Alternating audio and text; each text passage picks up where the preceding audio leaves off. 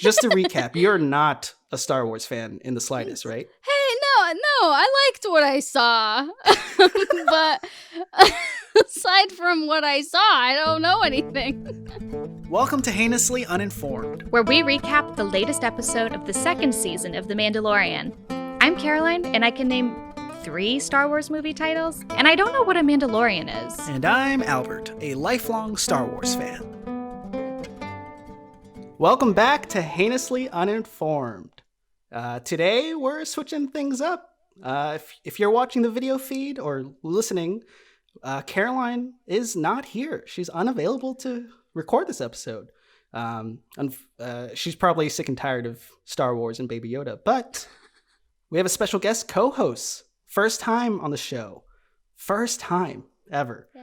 You may know her as Kamala Khan from Marvel's Avengers. She's an all-star actress, comedian extraordinaire. Please help me in welcoming to the show, Sandra Saad. Yay! Actually, Albie, let me correct you. Please. This whole show is about being uninformed about pop culture and just anything. So please correct me.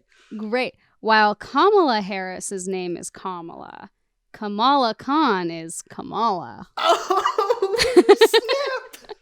I know, like, society went through a whole thing where we're, like, learning how to say Kamala Harris, but we didn't really go over Kamala Khan, so that's that. Totally. Oh, thank you so much for correcting me. So it's say it again?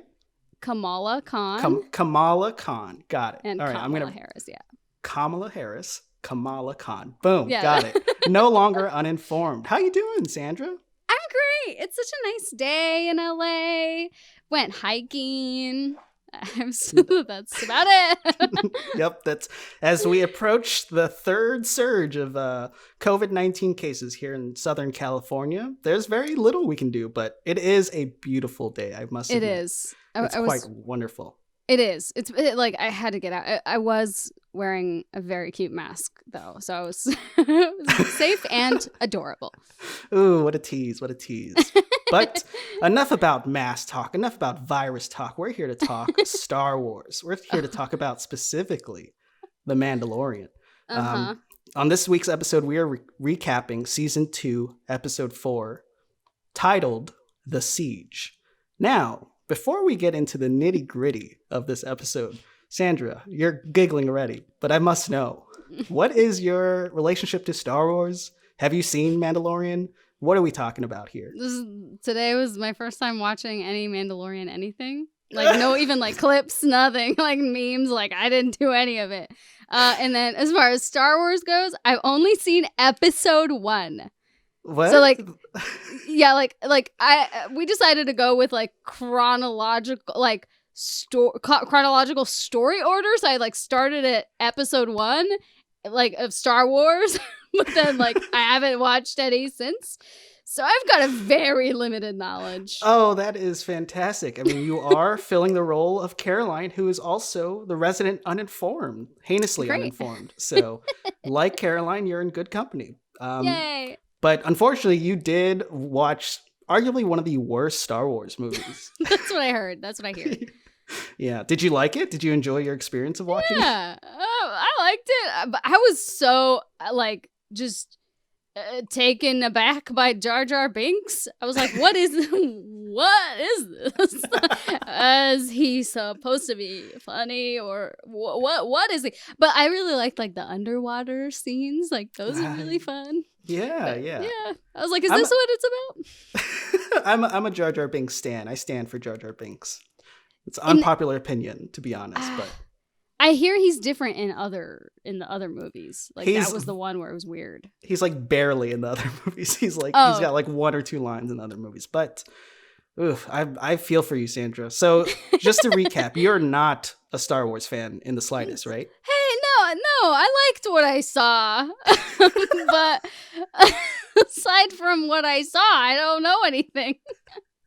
Okay. Yeah. So before you watched this latest episode of The Mandalorian, did you know of the show? Like, I know you haven't seen any of the clips or anything, but have you seen like billboards or did you know of its existence?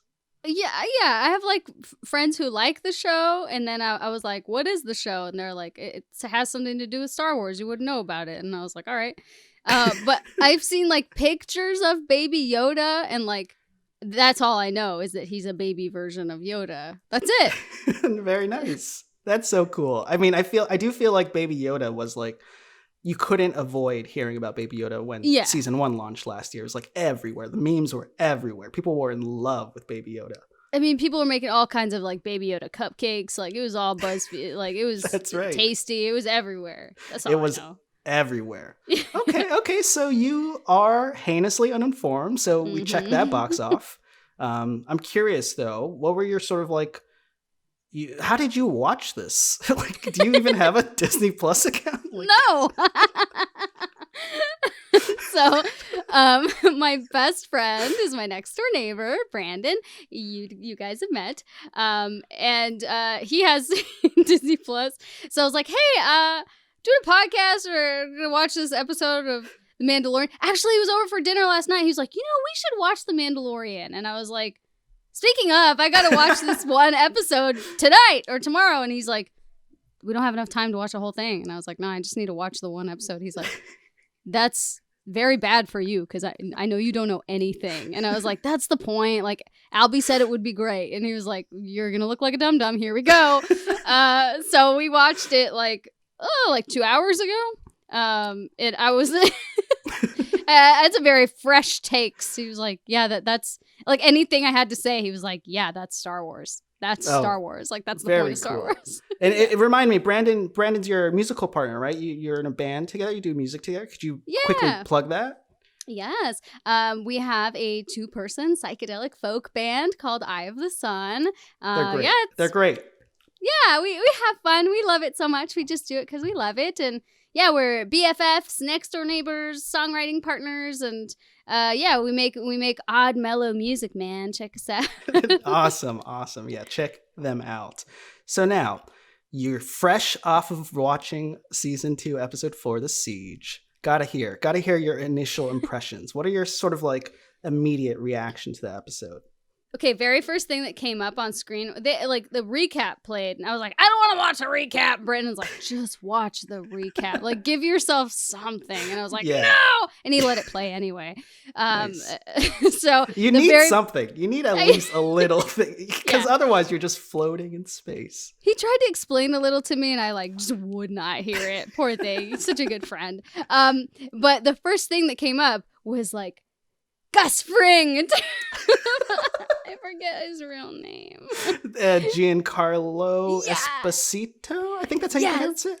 Mr. Esposito turned around and I was like, yeah, it's Gus Fring. And he was like, if that's the thing you're going to be excited about. He's like, and he plays a villain. I was like, great. He played a villain in Breaking Bad. Like, I'm ready. So we have a Breaking Bad fan over here, do we? Oh, yes. I forgot it all. But I love it so much. Yeah. That, and then like the opening, the do.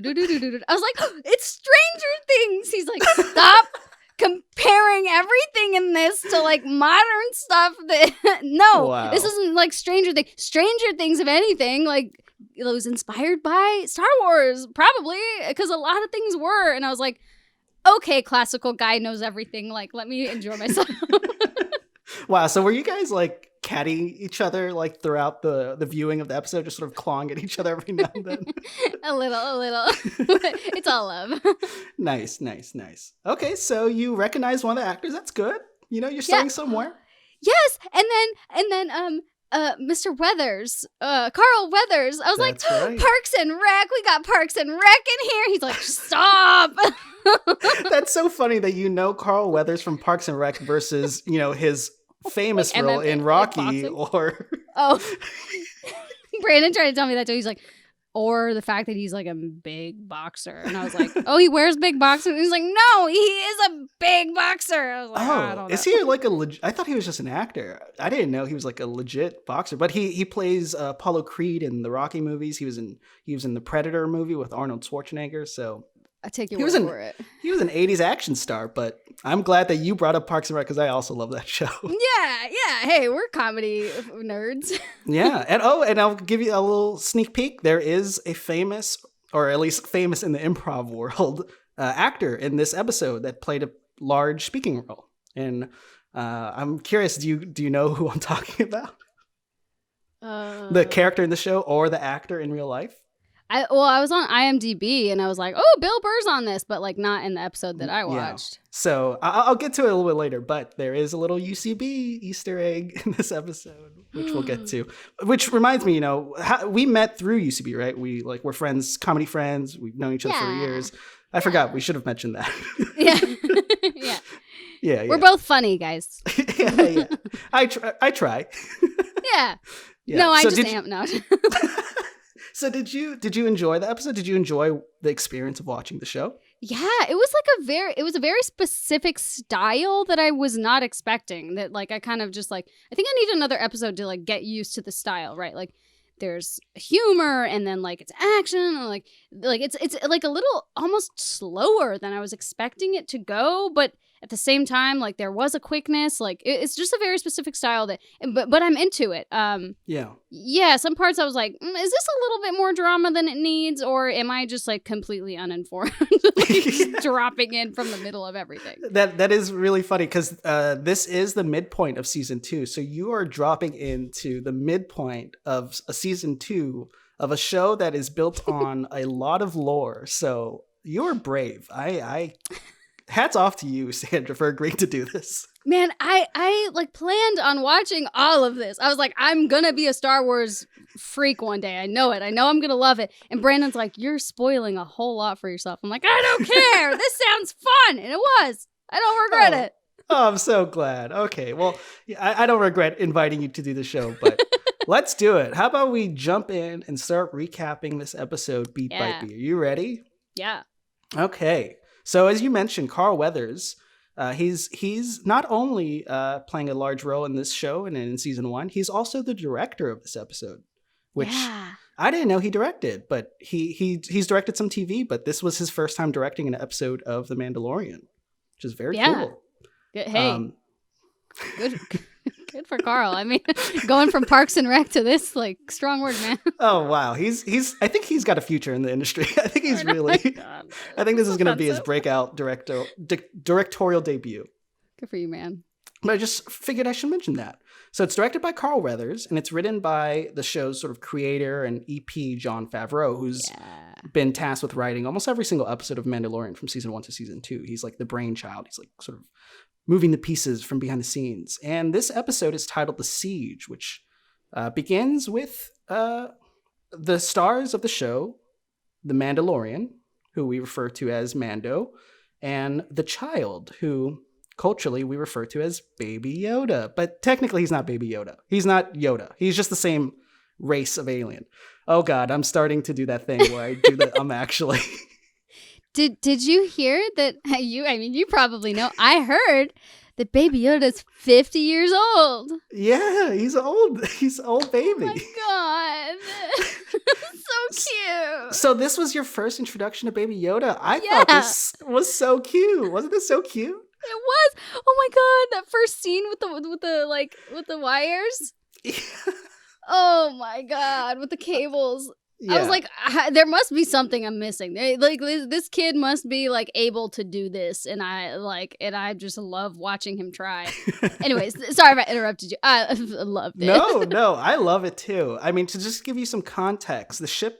So we're 4 episodes deep into season 2, and the first few episodes really saw Mando and his ship, the Razor's Crest, go through a lot of damage. So in this episode, you're sort of seeing the Razor's Crest, the ship, on its like last legs. It's barely flying through the sky. And so we pick up directly after episode 3, where the ship was sort of haphazardly repaired by these not professional engineers. And so they're still having to patch things up, which is he doesn't really have a crew except for Baby Yoda, who's like rewiring things in the ship's sort of like systems or whatever. But they're like, oh, this is not working. Baby Yoda, he's connecting blue wires to red wires and just zapping himself. We got to get some professional help. I love all like that whole conversation was like 5 minutes. Like him just trying to get him to do the right wire and the right port, and he's just like, huh? So Huh? cute. Huh? Oh man.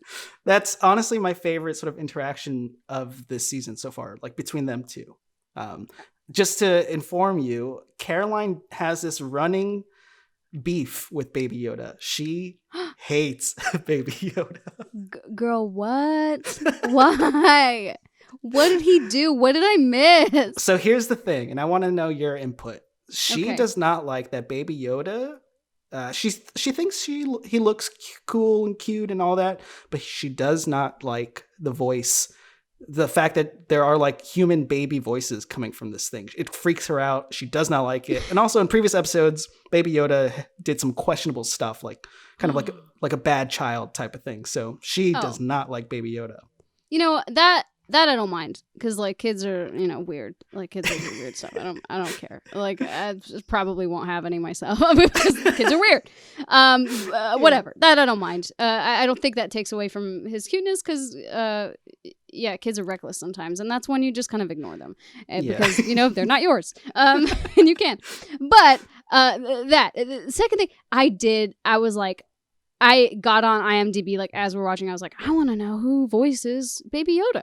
Yeah. Right? Like I do voiceover work. I was like, I want to know who this is. And couldn't find anything. And I was like, what? Like he's top billed cast, right? Yeah. Like he's in every episode. Like Top it should bill. be like right after Mando. And couldn't find it. And then I researched and I was like, who plays Baby Yoda? Apparently, like they just put baby sounds and like instrumentation and like fox sounds and like I still have the blurb up on my phone, and I see. I was So like, it's like a sound design thing. It's not like an actor. which is cool, right? It's Yeah. cool that they're able to, you know, like Brandon was telling, he's like, I could, you know, make those sounds with like my synth and you know, with like violins and stuff. And I was like, really? Totally. Which is awesome. But like the fact that they did like sample real babies is kind of like, well, if you're going to go as far as to like use like foxes and instruments and stuff, like why are you going to use real babies too? Like you don't need that. So I have some opinion on that myself, but not enough to take away from like the total adorableness. Okay, but suffice to say, are you team love Baby Yoda or team hate Baby Yoda? Because I'm on team love. I'm on team love now. I love. Oh my god, we'll talk about that cookie scene in a minute. But the macaroon. Yeah. Yeah. Okay, so the Razor Crest, the ship needs some repairs. So they go and reunite with some season 1 cast members on this planet called Navarro. He's like, okay, I got some friends there. Maybe they can repair my ship. And we have a reunion. These actors played a large role in season 1. And so this is the first time we're seeing them interact since season 1. And so we have Carl Weathers, director, and he plays this character named Grief Karga, who used to be Mando's sort of boss. So Mando's a bounty hunter, and so Grief Karga used to like hand out the deals, like, hey, can you kill this guy? This is your mission. He's like assigning the missions. And then the other person that we saw was Cara Dune, who is like this ex-rebel soldier who's like now kind of like rough and gritty. And to give you some context, Navarro used to be like this like down and out, like sort of shady planet with a lot of like treachery and scum and villainy. So it wasn't a good place. But now when we return, it's like a thriving society, right? It's like, there's like all these like, it's like a swap meet. Yeah, looked like Egypt. Like I was right at home. Nice. So Gina Carano reprises her role as Cara Dune. And I'm not sure if you know about this, but there's been a lot of controversy surrounding Gina Carano. I'm not sure if you've heard of the hashtag Fire Gina Carano. No. So basically, she on Twitter sort of did some problematic stuff. She made some transphobic jokes where she like made her like Twitter bio. Her pronouns are beep, boop, bop, boop, like as a sort of just like, I don't care about it. She's like tweeted about the election and potential fraud, sort of spotlighting an issue that is not founded in evidence or reason. And she's also like posted some anti-mask memes. She's just kind of like No. Been creating a lot of drama. Destroying her reputation and career. Great. Yeah. So it was very difficult for me to watch this show with all that in mind, because I loved her in season 1. I thought she was a really cool representation of a different type of female heroine. Someone who's like strong and physical and broad-shouldered and like tough. Her body was like normal lady body. I was so excited about that. I was like, look at the casting here. And like, she looks kind of like me. I was like, I could be on this show. Yeah. I think she's a professional fighter. I think she was like a UFC fighter. So never mind. I don't got that. Yeah. So would you still challenge her to a fight, Sandra? No. She can do whatever she wants with her Twitter. I'm gonna stay over here. Yeah. So there was a lot of controversy around firing her. I'm curious, what did you gather from this sort of reunion between these 3 characters? I thought it was a really great cast. Like I said out loud, I was like, whoever casted this, like did a great job. And like I don't know what Mando looks like, and from what I understand, like the Mandalorians don't take off their shield or mask or whatever. Bingo. Yeah. Like that's their thing. That's what makes a Mandalorian. Yeah. You're welcome. But I was like, wow, what a wonderful voice on whoever that is. And I looked up the guy on IMDb, and he's awesome. And then like with Carla and with, of course, Gus Fring and with Carl Weathers, and I was like, what a wonderful group. There was another one too that I was just super blown away by, but I'm forgetting right now. But I thought it was a really great mix of people, and honestly, I was like, this is how to do diversity. Yeah, nice. Yeah, they I will say that there's a lot of like history between these characters, and some of them have kind of like a darker past, like Grief Karga, the Carl Weathers character, is kind of a bad bounty hunter, but he seems like they seem like a family. They were like, "Oh, let me see the baby," and he like holds the baby. Yeah, I thought it was very sweet. It's like we're gathering together for Thanksgiving dinner. Yeah, new baby. Yeah. So the 3, they reunite. They Grief Karga. I'm gonna keep calling him by his alien name because the internet people will flame me. Anyways, Grief Karga and the crew, they walk away, but he's like, anything for Mando, repair the ship, it's totally fine. And then one of the engineers sort of looks back at them as they walk away, kind of ominously, which we later learn that person sort of betrayed the group. But I'm not sure if you clocked that weird, ominous like glance from the engineer. No, I don't remember. Sorry. I love it.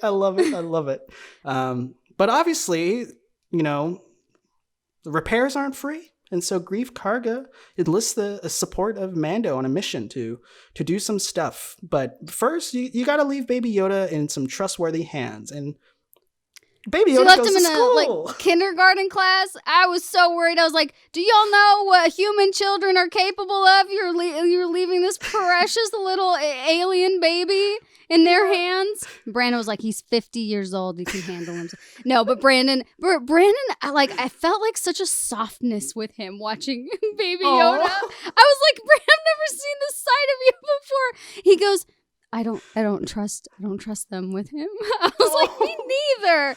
And then the cookie, oh my, oof. The internet has embraced Baby Yoda. It's not only the show's baby, it's the collective world's baby. Like everyone is so protective of him. And just to give you some context, the whole show centers around villains trying to capture him and kill him and experiment on him. So that's kind of what I put together. But yeah. Oh my God, when everyone started laughing, I was like, the minute they put him down, everyone starts laughing. I was like, you guys, turn around. Look at what you've done.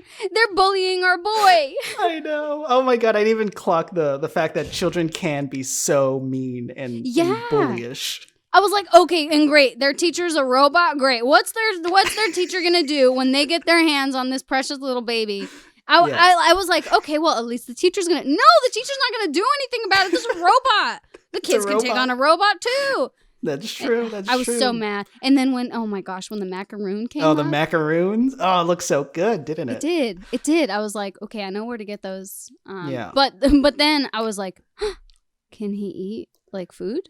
Like I didn't know. It's my first time watching the show. I was like, he gets in a lot of trouble for eating things that he should not be eating, which okay. I won't spoil it for you, but he did eat some endangered species baby eggs in the previous episode, which is why Caroline kind of hates him. Oh, well, hey. We've all been there. We've all eaten baby eggs. Yeah. Yeah. I mean, I've eaten things that shouldn't. I have a gluten allergy, so when the cookie came up, I was like, what if he has an allergy? Yeah, I was like, well, he's about to eat like a neon blue thing that like I don't know what this guy's diet is. What's his diet? Yeah, does he? He's allergic to gluten. Yeah. Yeah. Does he have formula? Like, does he drink formula? Like, I don't know what his diet is. He's got a strong stomach. He eats a lot of things, but you know, he's a classroom. He's in a classroom. He's a student, and he eyes a student's macaroons, and he asks for some, and the kid very flatly just denies him. Like, no. Yeah. Screw you, cool alien. Yeah, I'm gonna eat my macaroons. Good for that kid too, for being like, no, my mom packed me this. Like, what? Who packed your lunch? Like, new kid. But I was like, yes, child. You get your snacks. He commanded I don't know what it called. How did he do that? How did he get the macaroons? He commanded it. He commanded it? I don't know.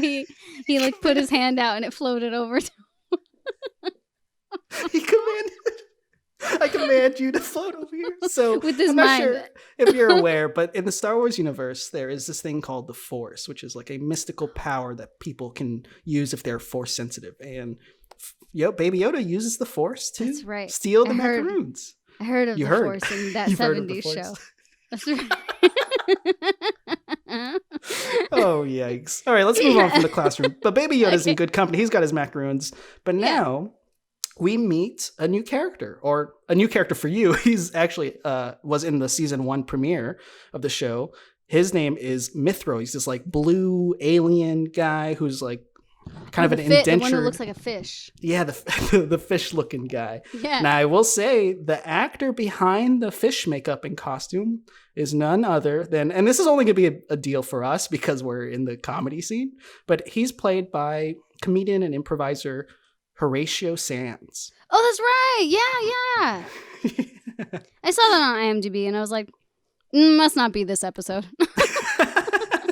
But he's reprising his role. People love him. His name is Mithril, and so he's Mando. Just give you some context. Captured him and sold him because he had a bounty on his head for doing something bad, and now he's working for Grief Karga, Carl Weathers' character, because he tried to run off with he messed up with her accounting, and so now he's kind of like a slave or like an indentured servant, which feels kind of problematic. Yeah, they were treating him bad. Right? Carl was treating him real bad. I was like, relax, Carl. We were on Parks and Rec. Like, let's not get too crazy. Yeah, I'm glad you're putting Carl in his place, Sandra. Yeah. You got to check him. He heard me. He heard me. But essentially, on the planet of Navarro, it's pretty much safe. They've really improved the quality of life on this planet that used to be kind of dangerous and treacherous with a ton of gangsters and just bad people.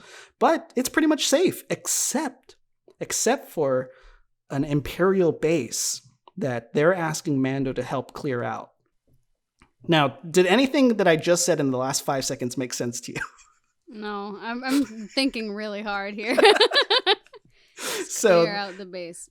Some context in the Star Wars universe, there's the Galactic Empire. They're like the villains, right? They're sort of like this tyrannical fascist force, right? They use the dark side of the force to basically colonize planets and hold people hostage. They're just like a nefarious group. However, this takes place at the end of the Star Wars movies, or at least episode 6, where they're defeated. And so the Galactic Empire are on the decline. They've lost, essentially. And so this is sort of a remnant from that Galactic Empire. And they know that there are some dangerous weapons there. So Grief Karga, who's now the chief of the city, and Cara Dune, played by Gina Carano, is the marshal. They want to restore peace and safety to this area, and so they have to blow it up. Make sure the weapons don't get in the wrong hands. Cool. All right, so you got it. You got it. Okay, you're up to speed. You got it. You're no longer heinously uninformed. You're just moderately uninformed. Yeah, there you go. Yeah, and so that's where she beats people up, right? That's where. Oh, I forgot about that. Yeah, she beat some people up. There was one scene that I was like, homegirl's going in like slow motion. There's just one very short clip, but otherwise, yeah, she kicks some butt. That's right. Actually, so that, oh God, I don't even know how to explain this. That's okay. She fights. she just kicks some butt. But basically, there's some thugs in this like this lair that used to be the base of Mando's clan. So Mando is part of not a bounty hunter. He's part of a religion, a cult, a clan that is like, they have some rules where they can't take off their masks. They're like warriors. And so some thugs have taken it over. She goes in there and saves this like cute little ferret, which was cool. So yeah. It was like crawling on her face. Yeah, and just like giving little smoochies. Yeah. It's like, be careful, it might have rabies. It did have like weird, freaky red eyes. Yeah, it had some weird energy. I was like, girl, I'm gonna pray for you. But it was cute. I'd let it crawl on my shoulder. You disagree? Yeah. I'll take Baby Yoda, but not this. Okay. You'll take Baby Yoda. Okay, so now this sets the stage for the main sort of adventure. Our four heroes, Mando, Karga, Cara Dune, and Mithral, are en route to destroy this Imperial base. Okay. However, what do we discover when we arrive at the Imperial base? I feel like I feel like I'm back at school. Yeah, I'll help you out. Oh, there's stormtroopers. Yes, it's not as derelict or abandoned as we thought it was. It's actually still armed and well defended, which is news to us because that base was probably like derelict for some time. So it's weird. Something is afoot. Something is suspicious right off the bat. Did you get a feel for that at all when we arrived? I felt like they were like, "Oh, let's show you this building and how cool it is," or whatever. and then they were trying to get in with that torch that is meant for plumbing or whatever. The fish man was trying to get inside with it, and because he was like, "No, I'm dehydrated. I need my water because I'm a fish," and then. And then they were like, "No, we got to show you this cool building. Let's get in and look at this architecture." And then I love this. And then the Mandalorian, the instrument, the mandolin. Yeah, the mandolin flew up and found stormtroopers and kicked them off the building. Yeah, so Fishman used his plumbing device to try to open the door, but he sent the mandolin to fly up and open the door. All right, great recap, Sandra. That was a great distillation of what happened. Yeah. So our four heroes are now inside the base. They're sort of sneaking around. They're seeing some activity. They're not sure exactly what's up. And they find the reactor. And again, this was another moment where I'm like, that's kind of mean. But they force the Fishman to crawl on that precarious little platform without a ramp to start the explosion of the base. Yeah, but mean, right? He was also, it was. I was like, why him? But then also, like, he was being a little... What are you going to say? So you catch yourself? Yeah, he was. I was like, come on, just do it. He's like, I'm afraid of lava, and I'm afraid of this and heights and this. But I was like, yeah, like obviously, like anybody is, but like you're just like you're being annoying. Like, just do it. Come on, Horatio. Okay. Oh wow, first name basis of Horatio. Yeah. Very cool. Yeah, we know it. Cool. I don't know him at all. I think I've seen him once at UCB, but yeah. That's our claim to fame. We saw him once at UCB. I mean, he didn't have his makeup on or anything, so he was... That's true. Yeah. Do we actually know if that's Horatio Sands beneath that fish thing? Also, what did you... Earlier in the scene, I'm sorry, I'm going back a little bit. When he sees Mando, he's like visibly scared of the bounty hunter in the armor. And then he like spits or something. Like there's like a some blue gas that like just gets espoused from his neck area. Did you see that? Yeah. I was like... I'm new to this world. This is probably normal to everybody. Just thought it was normal. Maybe, I don't know. Yeah, I thought that was like, you know how like a squid lets out its black ink when it's like nervous or anxious? That's sort of Yeah. the vibe I got. Yeah. I was like, maybe he burped. But I wouldn't describe it as normal. Okay. I just thought he was breathing. I don't know. That's the thing that Caroline has struggled with the show too. She's like, there's so many details. Like everything has its own word and its own like lore that I'm not sure. This is her words. Like I'm not sure exactly what to focus on because like that thing that he does, like, is that going to play a larger role later in the story? Who knows? But I think like this is partially just like my own attitude, like in life, which I don't like this about myself, but. When I see something unusual, I'm just like, oh, well, that's just another thing I don't know about. All right, must be normal to somebody. And like that's like in comedy, they teach you like the opposite, right? Like, oh, if you see a weird thing, like point it out, make a big deal out of it. I'm like, no, like why? Why make people feel weird about? No, this is probably just the way he breathes. Yeah. But yeah, so you see that and you're like, it's probably fine. Move on. Yeah. That was Very my nice, attitude. very nice. Yeah. But our team is successful. They successfully start the implosion. They set off the chain reaction in that lava base. And on their way out, they encounter these scientists who are guarding some weird experiments. Oh yeah, the like hologram ones. Yeah, they're actually, I think they're in like vats. Those are not holograms. Those are actual bodies. And so I will explain to you the context of around what's going on here. But what did you gather? Because they're like trying to wipe out the hard drives. I thought they were doing something fishy. Well, you mean the hologram ones that were yes. They so broke into? there's the hologram that they read in the message, but they also see these like in the same room. They see these tubs filled with like some mangled bodies and corpses. Yeah, I thought that they were like scientific experiments like gone wrong, and like that they were trying to wipe the hard drive so that we wouldn't know what was in those tubes, right? And the hologram guy was like, I messed up, I'm gonna get fired. I don't know. It's like I didn't do my job right, and that's what we were not supposed to see, and that's what they were trying to wipe off the hard drive, maybe. Yeah. So basically in season 1, Mando did successfully deliver. So he was tasked with acquiring Baby Yoda, and he did deliver it to the Empire, or at least the remaining Bastion. So he did something bad by giving Baby Yoda away for a little bit. And in that short, limited time before he had a change of heart and save Baby Yoda in season 1, they withdrew as much, I guess, like DNA samples or blood from Baby Yoda as they could before like it put its life in danger. And so what we learned in this scene is that this is not an Imperial base. This is a laboratory, secret laboratory, where they're essentially doing some form of eugenics, where they're experimenting on bodies using the DNA samples or blood of Baby Yoda to experiment on people to create some sort of like force-sensitive super soldier or something nefarious. Yes.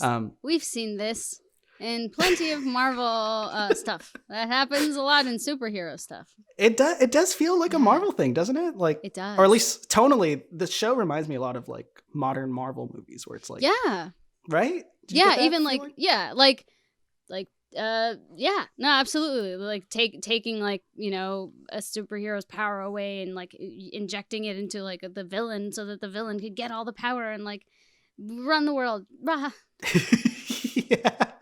And the thing that like disturbed me the most is that the fact that they all like they're doing weird experimentation using like baby blood, which is just weird.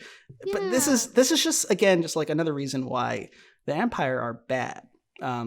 But the bigger plot detail here is that Gus Fring is revealed to be surviving from the season 1 ending because Mando thought he killed him in season 1. So his face is like all bumpy. Wait, do you think Gus Fring's or Moff Gideon, that's his character's name, do you think his face is bumpy? Maybe it was the lighting in the one scene where he turned around. He does have a nice little 5 o'clock shadow, I think, or like some gruff, I kind of got like salt and pepper. Yeah, I kind of got like Rami Malek vibes from like 007. You know how he has got like the bumpy skin? Oh yeah. But in some light, it's like, you know, you can tell, some you can't. Totally. I love Rami Malek so much. awesome. Anyway, that's the vibe I got. Yeah, so evil vibes, but our heroes learn that Moff Gideon's still alive. He's alive and kicking. And that's no bueno because he is actively trying to hunt and kill or experiment on Baby Yoda, our beloved Baby Yoda. We can't have that, right? That's what okay. Yeah. If Caroline if Caroline was here, she'd probably be rooting for the villain because she kind of wants to see Baby Yoda's demise. I love that she's not here to defend herself, so I can say all these accusations. She can't speak for herself. But that's like the big sort of like plot changing realization for our characters. And before they can really marinate on it, they're on the run. They have to get out of here because the base is exploding. And the stormtroopers are evil and they're trying to kill them. Yeah. I remember this one thing. I don't know when it was, but I think it was at the very beginning, actually, when they were like, he's just a child. I was like, oh, it's like he's like a real baby. But like even better and even more precious. Because, I mean, like, this is just one of him. I know. Well, they separate. Mando jetpacks up, trying to sort of, we're not exactly sure what he does, but Karga, Dune, and Mithril, they get in that cool little pirate tank and they ride off as the speeder bikes chase them and a TIE fighter chase them. I'm curious, this is your first exposure to Mandalorian. What do you think of the production value on display? Because I thought the CG in here and the action was pretty well directed and pretty cool. Oh yeah, no, I thought it was great. Yeah. I thought it was beautiful. I like cinematically gorgeous, like all the colors, the like color theory they used on this was brilliant. Brandon is a visual effects artist for film. That's right. Yeah. And what was his input? He loves it. He loves it so much. And so I'm like, oh my God. If he likes something, then I know it's amazing. But like he loves Mandalorian. So I'm like, okay, well. I thought it was good. But each episode has like a budget like on the same level of like a movie. So like these things are like really decadent for TV. So to see this like whole chase sequence with TIE fighters and speeder bikes and gun cannons, I'm like, whoa, this is pricey. This is expensive. Yeah. But it looks cool. Can afford it. Yeah, they'll be fine. All right. So our heroes successfully get the speeder bike stormtroopers off their tail, but in the horizon, TIE fighters swoop in and are about to destroy our three heroes when they're miraculously saved by Mando in the newly repaired Pimp My Ride Razor Crest. It's like fully functional. It's brand spanking new. We haven't seen the ship sparkly clean like this in a very long time, and he saves the day. Woo. Yay! And he like drops off some of its parts, and then come. And then the parts hit another car, plane, whatever, and then he wins. Yeah, and Baby Yoda's in the shotgun seat. Do you remember how Baby Yoda was reacting? He barfed. He ate too many blue macaroons. It was just blue everywhere. And then over the radio, he was like, "I have." What did he say? He was like, "I gotta clean up a little mess or something like that." Yeah. I was like, that's cute. That's so cute. So Mando, I could foresee Mando being like a hunk. Like before I looked him up, I was like, who is in there? Oh yeah, Caroline doesn't know who's in there just yet. I think I think someone spoiled it for her on the internet, but she doesn't know who the actor is playing behind the mask, which is very fun. It's gonna be a fun reveal when it happens. But do you know who is the actor behind the mask? Yeah, I IMDb'd like immediately. Yeah. What do you think of Pedro Pascal, the actor behind The Mandalorian? The hunk. Right? Yeah, I was like, voice matches everything else. I want to be on the show. Sandra, you're sweating. You're getting a little hot. I did go hiking today. Sarah Finn, where you at, girl? Put me in there.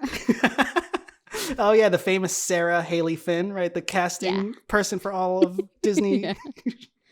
Yeah, you got to call her out. Get her in. Cara Weathers. Hey, get me in. I look like Cara. You could use me. Oh, they should recast Cara, and you should play Cara for sure. I'm not a fighter, but like we'll work it out. You guys could get me a body double, and she could do everything. I'll just stand there. Yeah.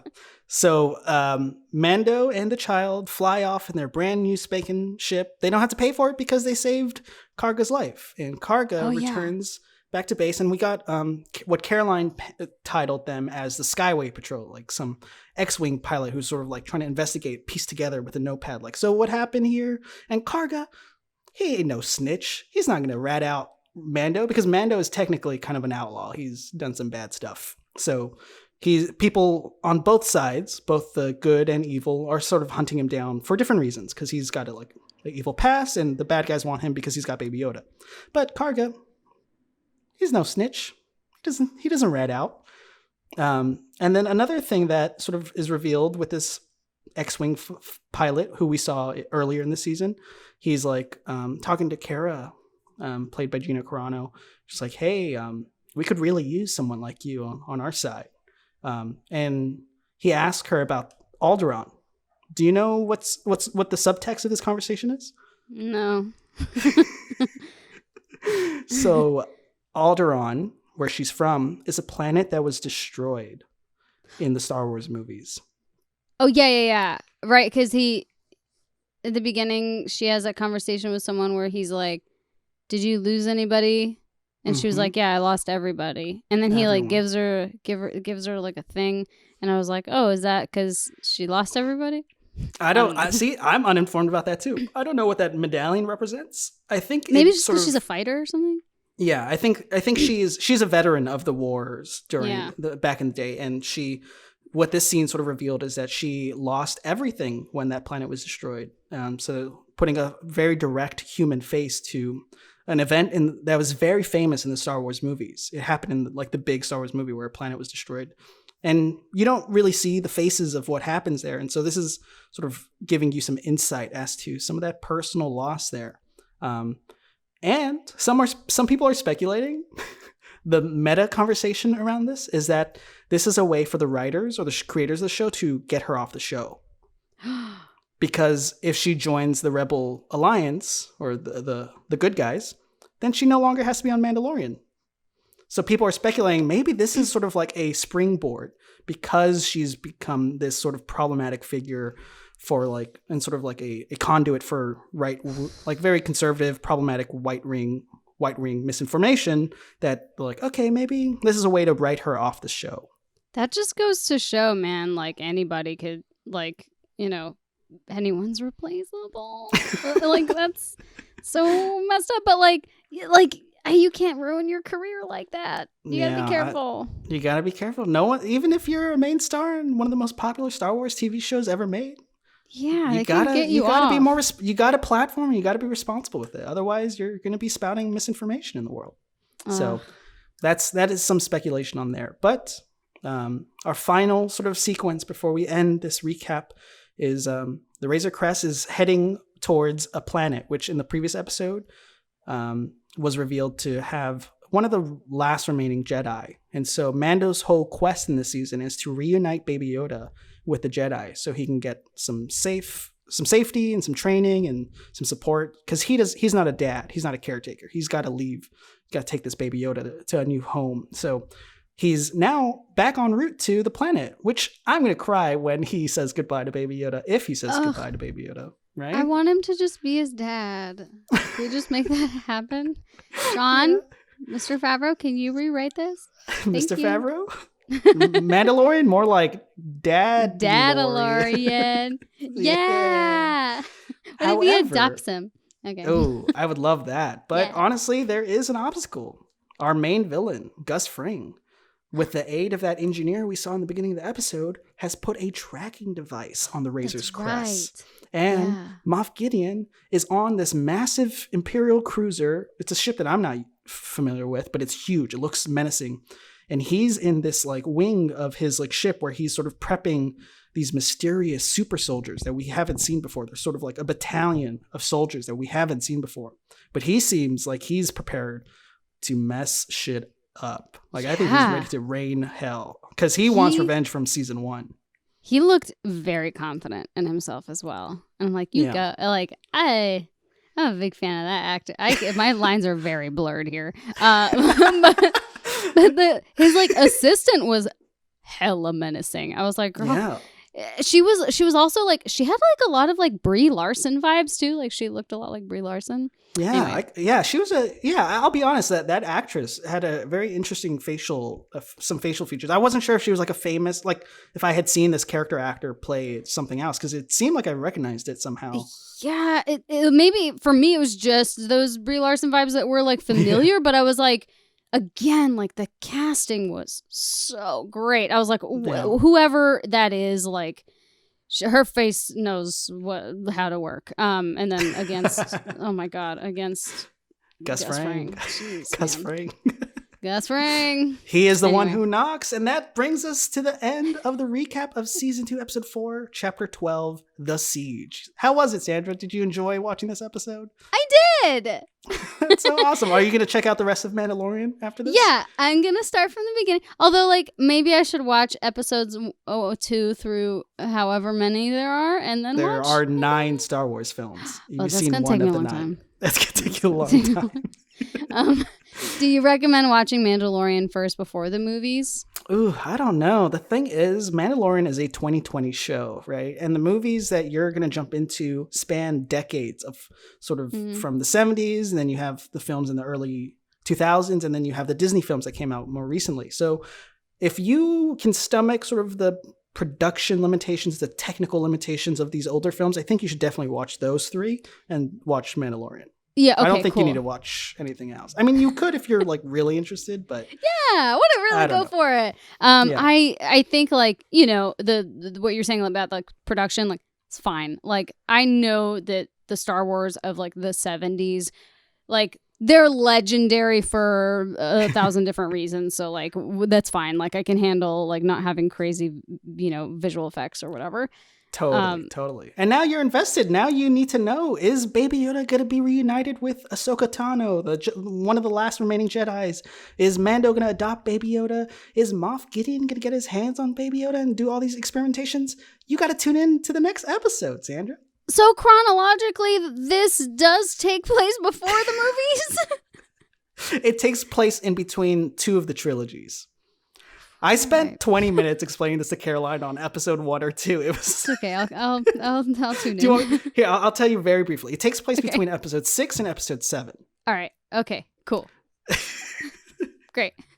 Yeah. So that is the shoes you're sort of stepping into. But thank you so much for guest co-hosting Heinously Uninformed. This was such a blast. Sandra, is there anything you'd like to plug while you're on the show?